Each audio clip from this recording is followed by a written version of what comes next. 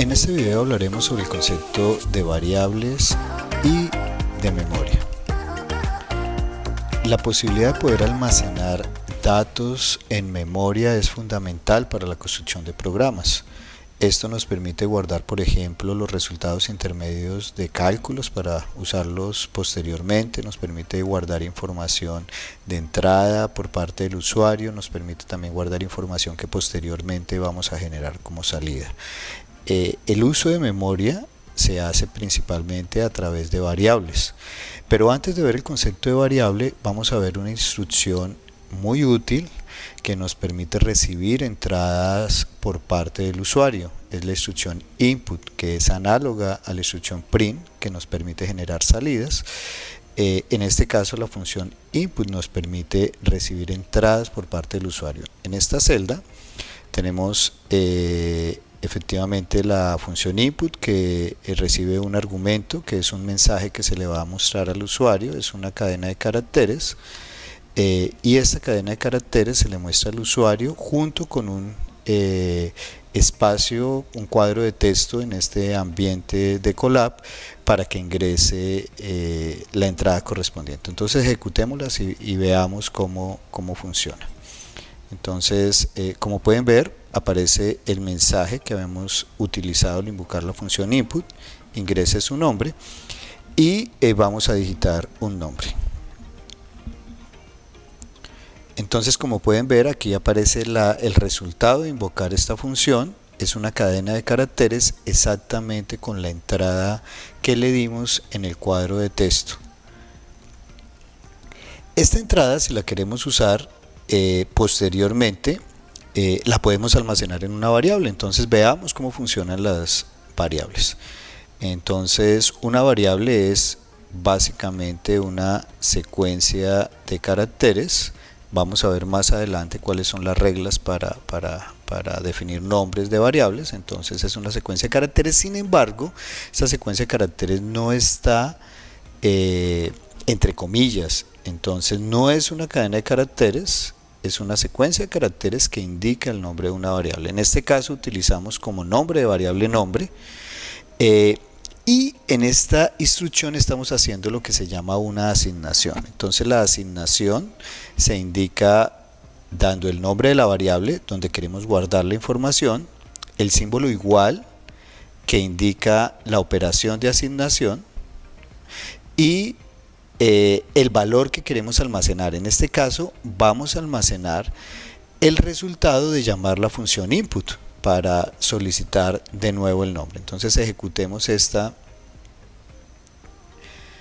instrucción, demos una entrada, Pepe de nuevo, y fíjese que esto no nos genera un resultado, porque esta instrucción no genera un resultado como tal, sino que su efecto es efectivamente llevar a cabo la asignación. Si nosotros consultamos el valor de la variable nombre, vamos a ver que debe contener el valor que nosotros ingresamos. Entonces habíamos ingresado la cadena de caracteres Pepe y efectivamente cuando imprimimos nombre obtenemos Pepe. ¿Ok? Bueno, muy bien. Una cosa importante cuando estamos utilizando la función input es tener en cuenta que input siempre nos devuelve cadenas de caracteres. ¿Qué pasa si nosotros quisiéramos, por ejemplo, leer un número? Entonces vamos a ver qué operaciones tenemos que hacer para poder efectivamente obtener un valor numérico. Entonces vamos efectivamente a llamar la función input solicitándole al usuario que ingrese un número entre 0 y 100 y el resultado lo vamos a guardar en la variable num. Entonces acá nos está pidiendo un valor numérico. Fíjense que yo podría poner cualquier valor, pero vamos a poner un valor numérico porque nos están pidiendo un valor numérico. Si ponemos un valor que no sea numérico, que sea alfanumérico, que tenga caracteres diferentes a los que componen un valor numérico, las funciones posteriores que tratan de interpretar esa cadena de caracteres como un número nos van a producir error.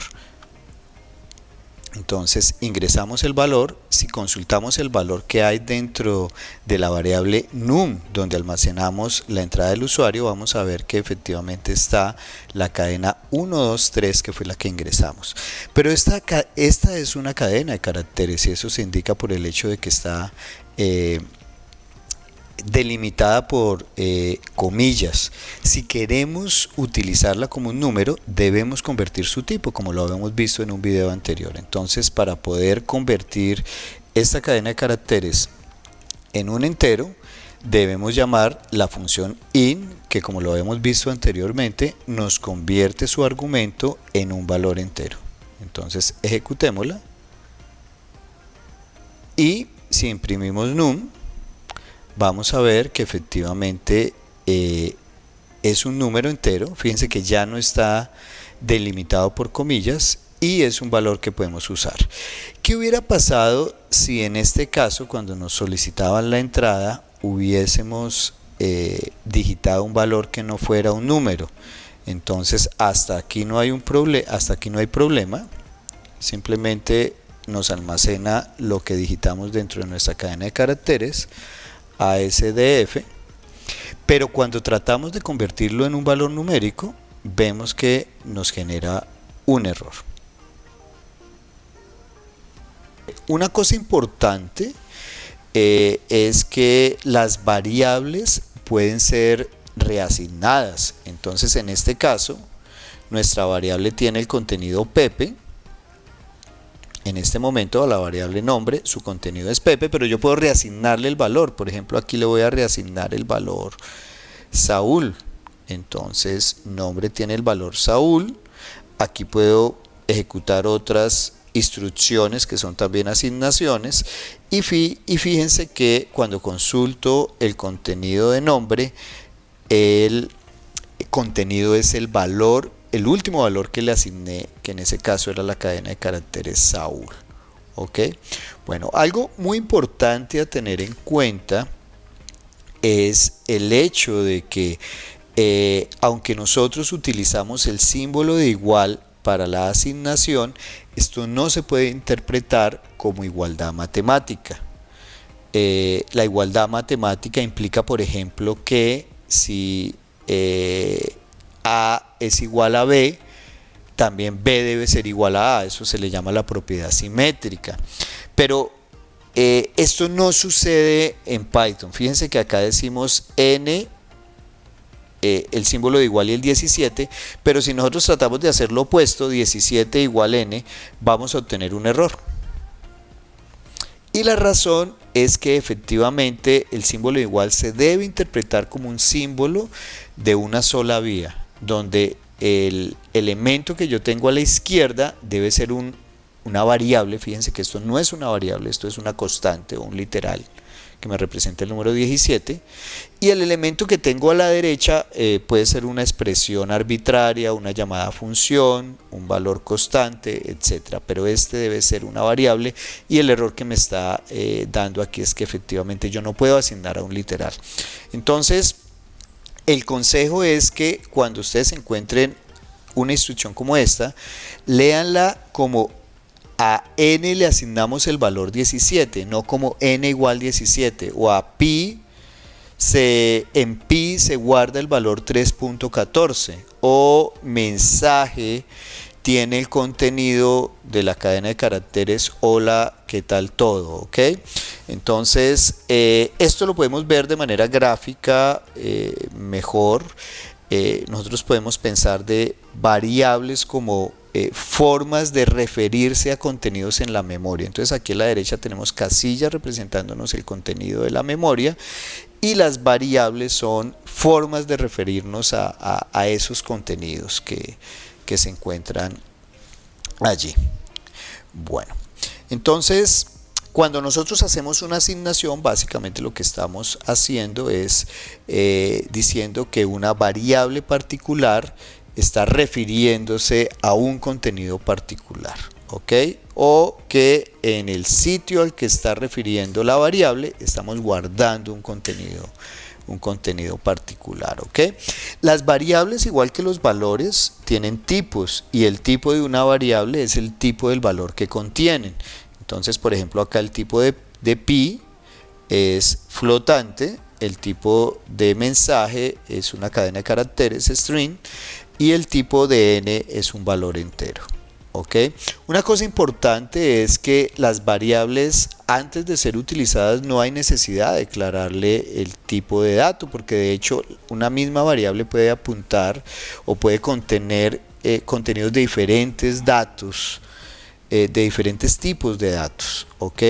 Entonces una variable puede ser reasignada. Por ejemplo, acá tenemos la variable conteniendo un valor entero, la variable n, que era el valor 17 que habíamos almacenado acá, pero esa variable la podemos reasignar. Entonces acá con esta instrucción que estamos, en donde estamos diciendo asignele la cadena de caracteres 2 a n, vemos que el tipo en este momento de la variable n cambia a cadena de caracteres, porque su contenido es efectivamente una cadena de caracteres. Si lo volvemos a poner como entero, su contenido es, o el tipo de la variable es el tipo del contenido que es entero, ¿ok? Bueno, también podemos asignar valores entre variables. Entonces, recuerden que el nombre habíamos guardado antes una cadena de caracteres Saúl. Eso lo vamos a asignar a n y cuando consultamos el valor de n, aquí en este caso, vemos que su contenido es Saúl, ¿ok? Bueno. Las variables deben tener nombres que siguen ciertas reglas particulares. Entonces, el nombre de una variable puede contener números, puede contener caracteres alfabéticos que pueden estar en mayúscula o en minúscula y pueden contener el símbolo de la barra al piso o el guión bajo. Solamente estos caracteres, ¿ok? Bueno, entonces, por ejemplo, este es un nombre de variable válido, primer barra al piso nombre. Sin embargo, a pesar de que una variable puede contener números, los números no pueden ser el primer carácter del nombre de una variable no puede ser un número. Por ejemplo, en este caso que queremos poner primer nombre y por lo tanto ponemos un 1 como primer carácter, vemos que esto no nos funciona, ¿ok? Porque el número puede ser parte del nombre de la variable, pero no puede ser el primer carácter. Esto sí sería un nombre de variable válido, porque el primer carácter no es un dígito, en este caso es una barra al piso. Muy bien. Los nombres de las variables distinguen entre mayúsculas y minúsculas, entonces estos tres nombres de variables son diferentes, porque esto es var, pero todos los caracteres son en minúsculas, o var, todos los caracteres son mayúsculas, o aquí hay una combinación de mayúsculas y minúsculas, y veamos que efectivamente son tres variables diferentes y cada una tiene el contenido que le asignamos a var todo en minúscula el 1, a var todo en mayúscula el 2 y así sucesivamente, ¿ok? Hay ciertas secuencias de caracteres que no pueden utilizarse como nombre de variables y a estos se le llaman palabras reservadas. Las palabras reservadas las podemos consultar con la ayuda de la función help y dándole la cadena de caracteres keywords. Keyword quiere decir palabra reservada y esto me va a imprimir las palabras reservadas de Python que no pueden ser utilizadas como nombres de variables. Entonces todas estas palabras son reservadas porque tienen un uso específico dentro de Python.